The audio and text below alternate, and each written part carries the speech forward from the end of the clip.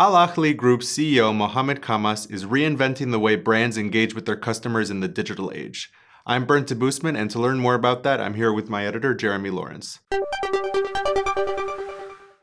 So, Jeremy, you've interviewed Mohammed Khammas. I guess to begin, could you tell us a bit about him and about the company?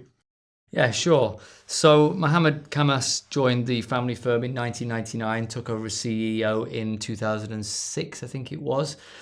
Ahli Group was a very big family firm that was mainly industrials, in mining, in chemicals, in plastic, just old school industries.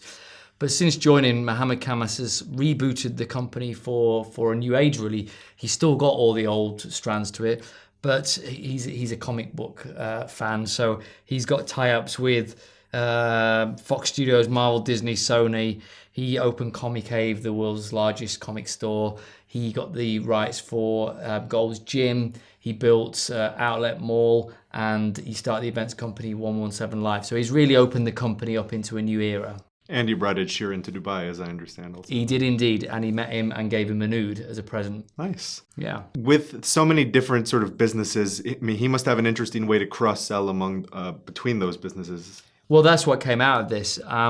You might think that these are just sort of playthings, these different areas of the business. They're not. He now says that the older industrial parts of the business account for 40% of Ahli Group, and the new ones are 60%. So they are big businesses.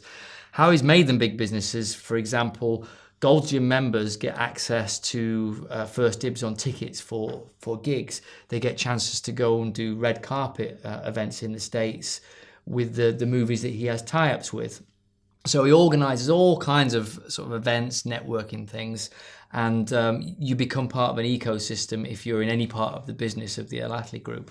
That's interesting, because I mean, it sounds to do that, you need to really understand who your customer is. So what is he doing to kind of analyze who his potential customer might be? How is he collecting that information? Funny you should say that.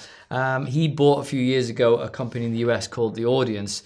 Now, this is actually one of the leading, most cutting-edge businesses that do, what do they call themselves? One of the largest publishers of social and digital content with a global reach of 1 billion people.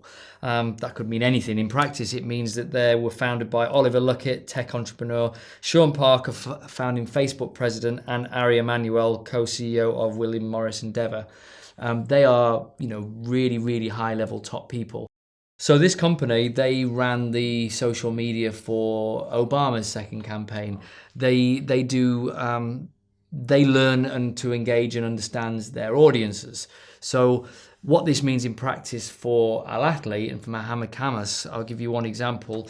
He found out that there's 68,000 fans of Korean pop music in the UAE, which led to him putting on a huge K-pop festival just last month in Dubai at his venue, bringing people to his mall, his stadium with his events company.